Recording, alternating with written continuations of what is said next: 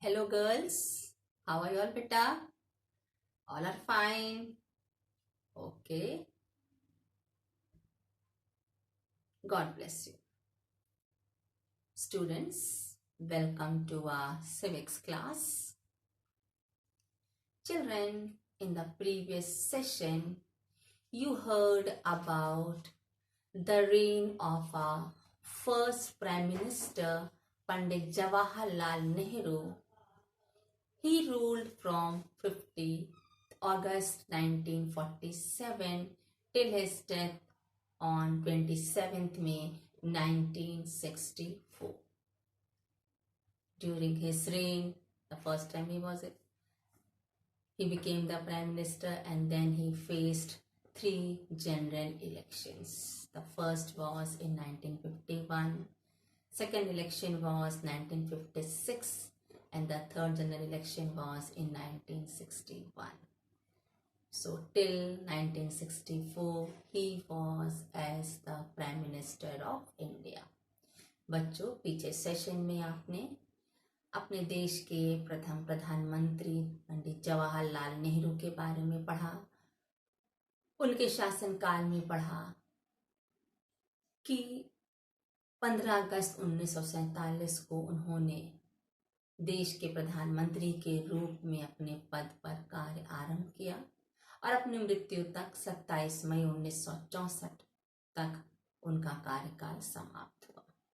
उन्होंने अपने जीवन काल में राजनीतिक परिप्रेक्ष्य में 3 आम चुनावों को फेस किया। पहला 1951, दूसरा आम चुनाव 1956 और तीसरा आम चुनाव 1961।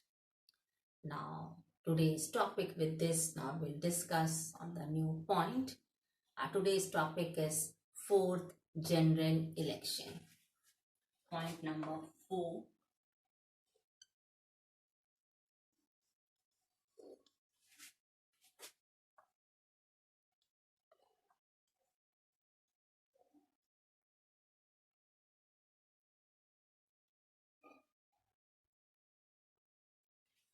Today's topic is 4th general election, चौथा आम चुनाव 1967 का. Of course, children, this was the general election when Congress was without Nehru. अर्थात ये चौथा आम चुनाव जब लड़ा गया तो कांग्रेस को बिना नेहरू के इस चुनाव को फेस करना पड़ा. Of course, this election or this year 1967 is said as the landmark year in the Indian political and electoral history. कहा जाता है कि 1967 का काल भारतीय इतिहास में भारतीय राजनीति के साथ साथ चुनाव के परिप्रेक्ष्य में भी एक महत्वपूर्ण काल माना गया. Indian political, if we say, of course, there were certain changes, surprising changes. And if we speak about electoral history, of course, in the first election, which was not happened with Nehru. बीते पहले के 3 election में जो नेहरू जी ने एक प्रधानमंत्री के रूप में जिन परिस्थितियों को नहीं देखा, उसे उनकी मृत्यु के बाद उनकी राजनीतिक पार्टी को देखना पड़ा. As you have heard that the first 3 general election was won by Pandit Jawaharlal Nehru, and in the previous chapters you have heard that reign was said as the era of one party dominance. पीछे आपने chapters में पढ़ा है कि प्रथम 3 चुनावों में कांग्रेस का वर्चस्व रहा. और एक चैप्टर है कि किस प्रकार से वह काल कांग्रेस के वर्चस्व का काल था. But now children, the time change.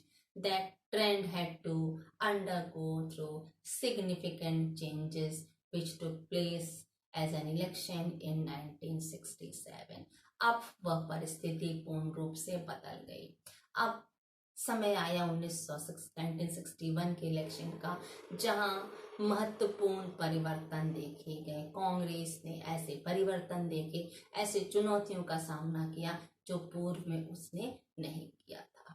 So in this context, our point 4a is context of the elections. Point 4a.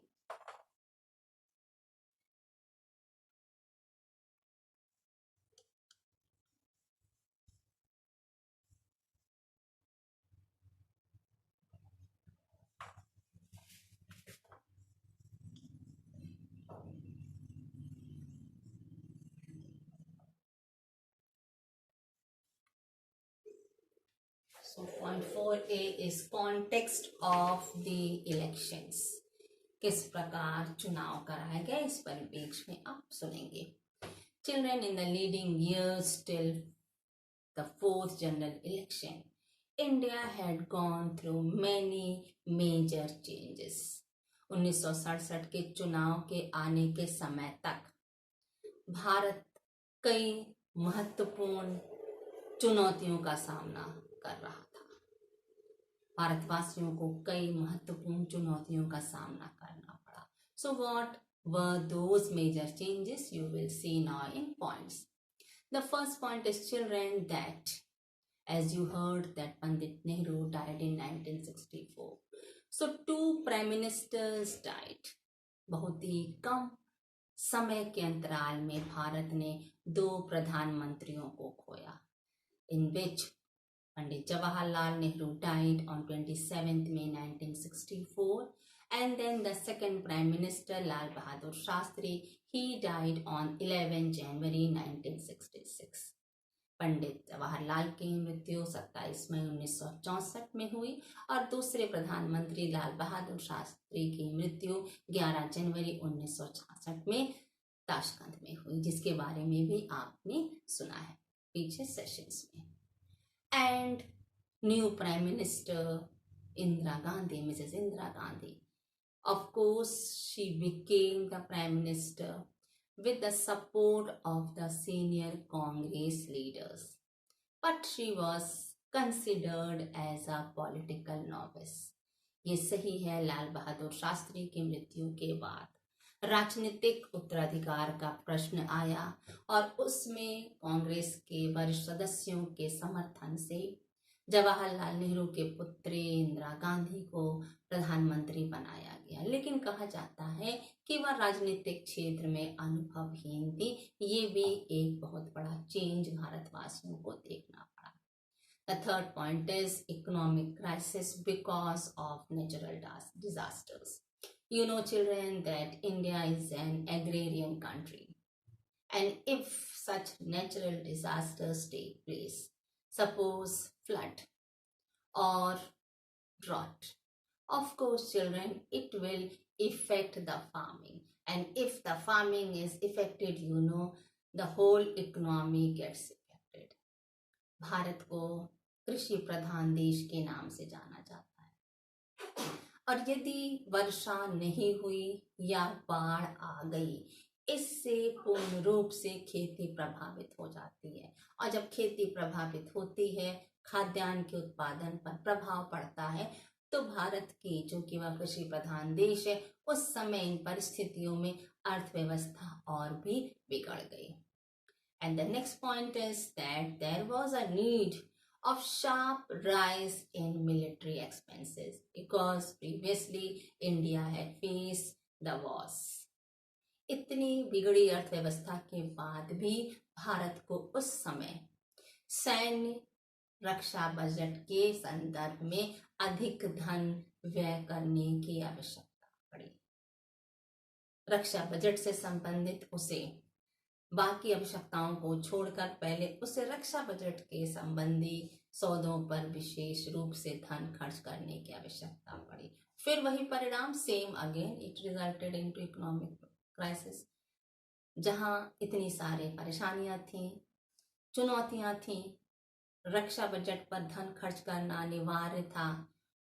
इन सब का परिणाम पूर्ण रूप से भारत की अर्थव्यवस्था पर पड़ रहा था. अगला पॉइंट है decision of Shrimati Indira Gandhi. The first decision which she had taken was that she D-evaluate the Indian rupee. जो पहला निर्णय इंदिरा गांधी के द्वारा लिया गया, उन्होंने भारत की करेंसी अमेरिका की करेंसी की अपेक्षा जो उसकी कीमत थी पहले से और कम कर दी. First $1 was equal to 4 rupee. Sorry, I'm very sorry. $1 was equal to Indian currency that will be of 5 rupees. And then it changed. It raised up to 7 rupee of Indian currency. जो पहले एक अमेरिकी dollar Bharat के 5 रुपए के बराबर होता था, अब उसका रेट बढ़कर भारत का 7 रुपये अमेरिका के $1 के बराबर हुआ. परिणाम क्या हुआ? जो वस्तुएं थी, जो आवश्यकता की वस्तुएं थी, उन पर भी कीमतें बढ़ गई. Because of this, the prices of daily needs, daily commodities, it raised. कीमत बढ़ गई. जहां देश अर्थव्यवस्था की परेशानी झेल रहा था, लोगों के पास रोजगार के साधन उपलब्ध नहीं थे. There were lack of source of income, and in that again the prices went high.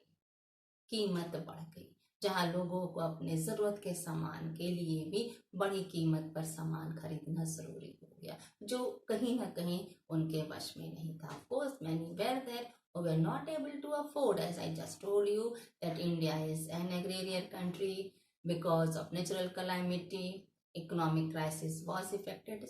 Shows it's very clear that most of the people were not able to satisfy their daily needs. So what was the result of that? People, the Indians, started protesting against the government. And it is said strike was often seen across the country. ऐसे परिस्थिति में भारतीयों ने सरकार के विरुद्ध आंदोलन करना शुरू कर दिया, और बंद और हड़ताल तो देश के किसी न किसी भाग में प्रतिदिन का होना एक आम बात हो गई थी.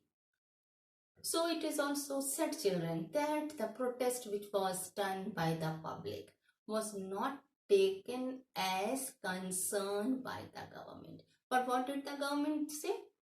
It had taken that protest as law and order problem. लोगों के द्वारा जो सरकार की नीतियों के विरुद्ध आवाज उठाई गई, क्योंकि उस नीति से लोगों का दैनिक जीवन प्रभावित हो गया था, तो उस प्रोटेस्ट को, उस आंदोलन को, सरकार को उन इश्यूज को सॉल्व करना चाहिए था. लोगों की परेशानी को उस समय सुलझाना चाहिए था. बल्कि ऐसा नहीं हुआ. लोगों ने जो प्रोटेस्ट किया उसे सरकार ने कहा कि यह न्याय के या कानून के विरुद्ध. It is against, it is not, they are not helping, people are not helping to maintain law and order. अनुशासन बनाए रखने में जनता उनका समर्थन नहीं कर रही है. So that resulted into bitterness between government and the people. ऐसी स्थिति में सरकार और जनता के बीच में कटुता आ गई, रिश्तों में कटुता आ गई. जो उनमें आपसी समर्थन की बात थी, सरकार को समर्थन देने की बात थी, उसमें भी कहीं ना कहीं दूरी बढ़ गई. But it is also said at that same time the communist and the socialist parties, they launched struggle for greater equality. ऐसे समय में कम्युनिस्ट और सोशलिस्ट पार्टीज ने क्या किया? सरकार के विरुद्ध उठ होने वाले आंदोलनों में अपना समर्थन दिया. And it was that time that Hindu-Muslim riots had also taken place at that same period, which you will be reading in the coming chapters. So what was the result of this? आखिर इन गतिविधियों का क्या परिणाम हुआ? We'll see in point B, non-congressism. We'll start point B, 4B.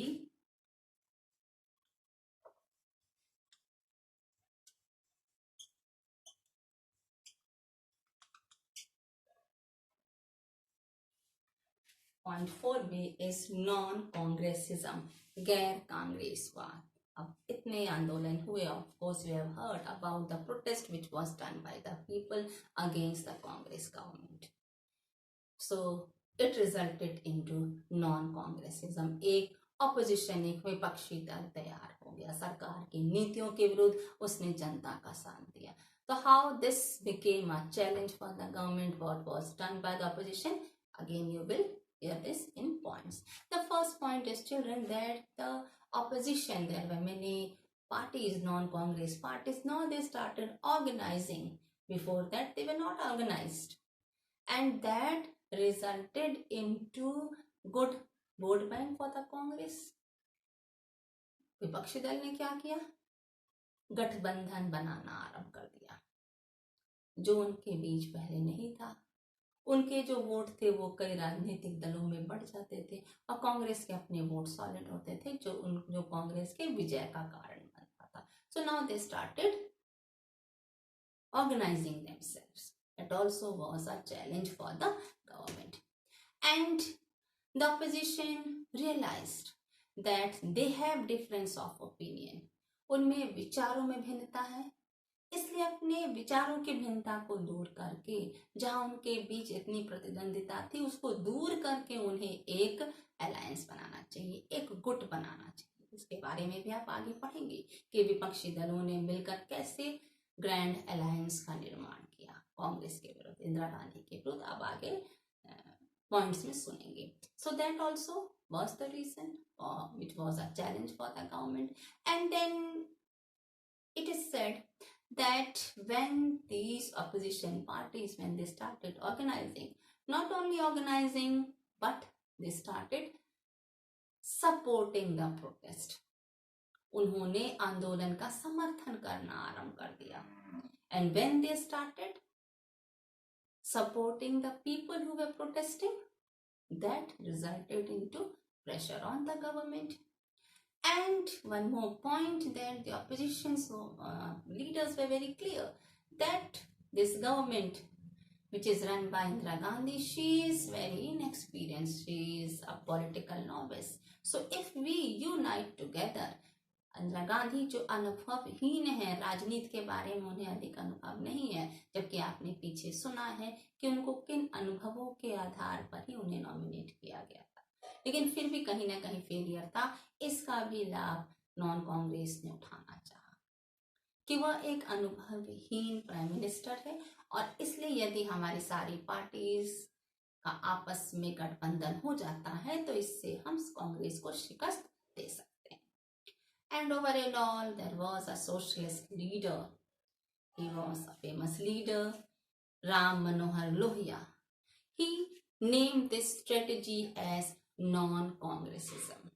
इस प्रकार की strategy को राम मनोहर लोहिया ने नॉन कांग्रेसिज्म या गैर कांग्रेसवाद का नाम दिया।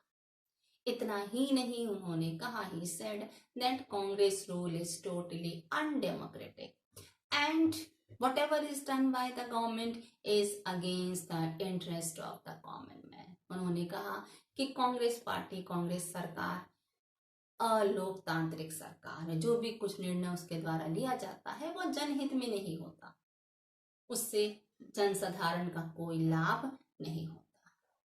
So thus the non-Congress parties, he convinced the non-Congress parties that they should unite to reclaim democracy for common man. उनका कहना था, उनका मानना था, उन्होंने विपक्षियों को इनकरेज किया, समझाया कि अगर सारी विपक्षी पार्टियां आपस में तालमेल कर सकती हैं तो फिर से भारत में लोकतंत्र कायम किया जा सकता है। Clear children? Thank you children. Have a nice day.